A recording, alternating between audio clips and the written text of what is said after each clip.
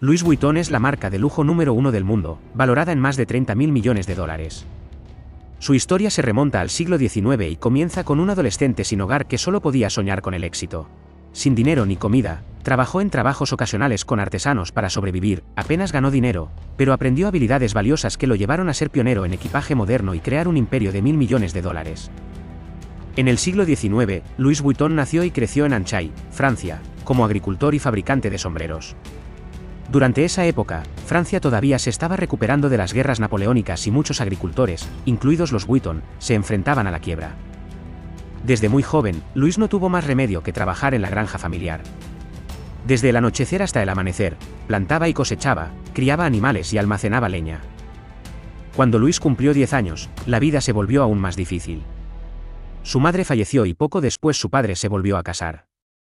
La madrastra de Louis era tan malvada como los villanos de los cuentos de hadas. Ella le hizo la vida imposible a Louis y, finalmente, tuvo suficiente. Después de que Louis cumplió 13 años, se escapó silenciosamente de la granja y se dirigió a París, sin dinero ni comida.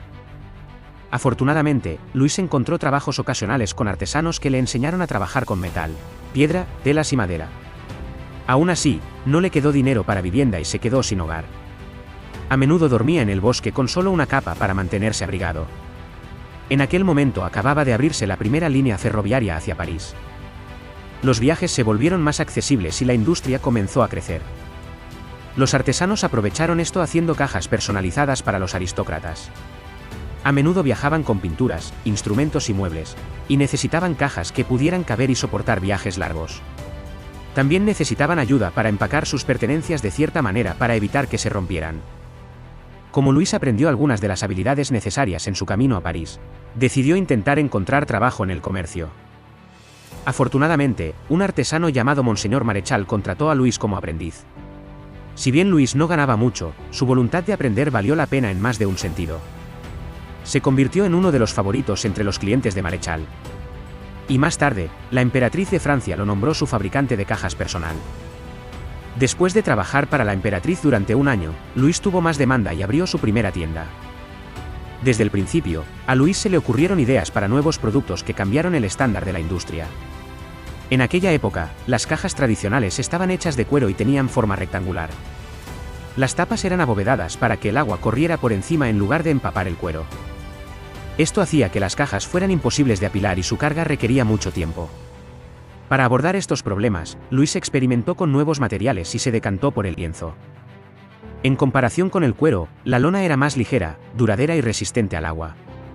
Esto permitió que las cajas tuvieran tapas simples y planas, lo que las hacía posibles de apilar y más fáciles de cargar. Y aunque los compuestos impermeabilizantes hacían que el color fuera gris, parecía más limpio y moderno. Usando material de lona, Louis creó un baúl de listones. Su nuevo producto marcó el nacimiento del equipaje moderno. Si bien los clientes se mostraron escépticos ante sus ventajas, despegó en 2 años y se hizo conocido como un accesorio elegante e imprescindible. Posteriormente, Louis se propuso hacer lo mismo con un nuevo invento, los bolsos. En aquella época, los bolsos no eran bien recibidos por la sociedad. Mucha gente se quejaba de que eran poco elegantes, voluminosos y que causaban lesiones a las mujeres. Aún así, Louis creyó que los bolsos tenían potencial y empezó a fabricarlos con lona. Inmediatamente despegaron y crearon la demanda de más estilos para que las mujeres pudieran combinarlos con diferentes conjuntos.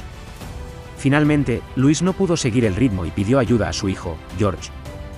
Al igual que su padre, a George se le ocurrieron nuevas ideas que cambiaron el estándar de la industria. Creó una cerradura que convertía los baúles en cofres del tesoro y evitaba robos. Hasta entonces, la mayoría de los baúles tenían cerraduras que se podían abrir fácilmente. Los productos de la familia se volvieron aún más deseables. Pero poco después la producción se detuvo. Estalló una guerra que destruyó el negocio, dejando a Louis sin hogar por segunda vez. En el apogeo de los negocios de Louis, estalló la guerra franco-prusiana. Louis y su familia se vieron obligados a abandonar su casa y su taller en Agnières, en las afueras de París, y dirigirse a la ciudad. Allí vivieron en un refugio reducido entre miles de otros refugiados. La comida escaseó tanto que los Vuitton casi mueren de hambre. Cuando terminó la guerra, Louis regresó a casa. Quedó devastado al descubrir que le habían robado sus materiales y su taller destruido. Usando el resto de sus ahorros, Louis no perdió tiempo en reconstruir su taller y encontrar una nueva ubicación para la tienda. Afortunadamente para él, los precios de las propiedades cayeron debido a la guerra.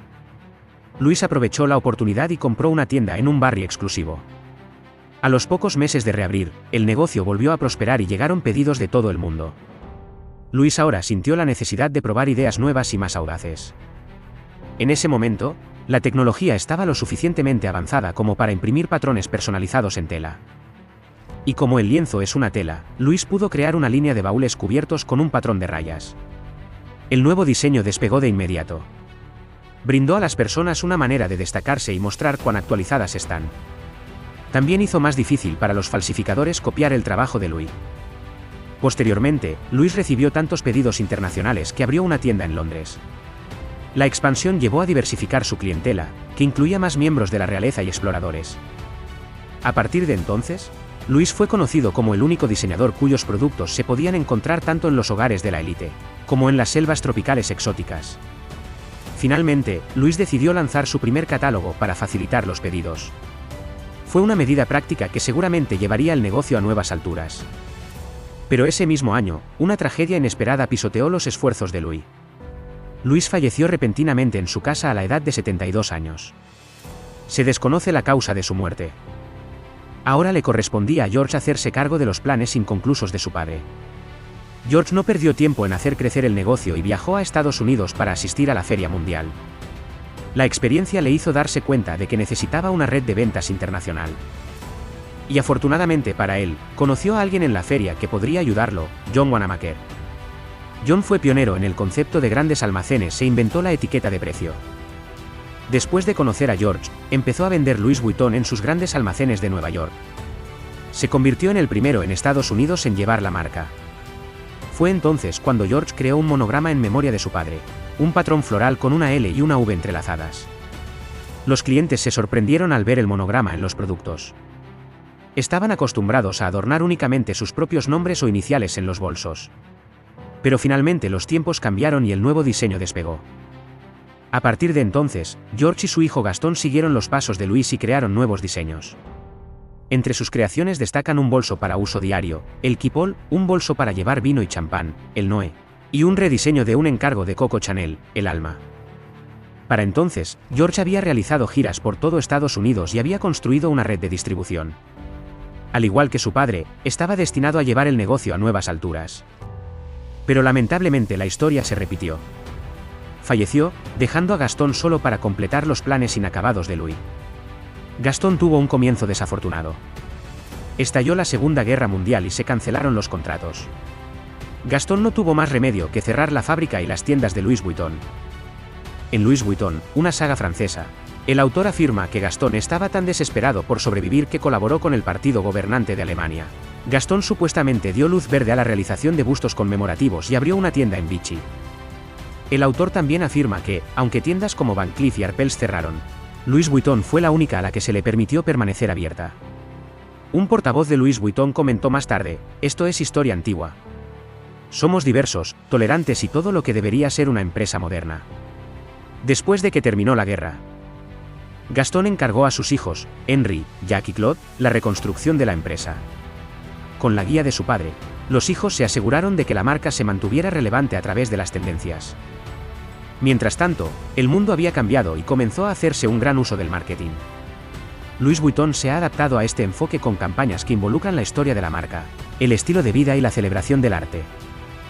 Desde su catálogo hasta sus primeras campañas publicitarias, se ha posicionado con éxito como la marca de lujo número 1 del mundo.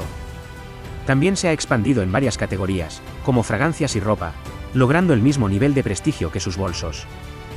Louis Vuitton continúa elevando el estándar de la industria con su fuerte herencia. La compañía es conocida por utilizar la moda como una plataforma para empoderar a los creativos, inspirar a las mujeres y honrar a sus antepasados. Su enfoque en la inclusión y la diversidad también ha hecho que la marca sea un ícono entre muchos. Así que, si te ha gustado este recorrido por la historia de Louis Vuitton, no olvides suscribirte para más contenido. Deja tus comentarios y cuéntanos qué parte de la historia te sorprendió más. Gracias por ver.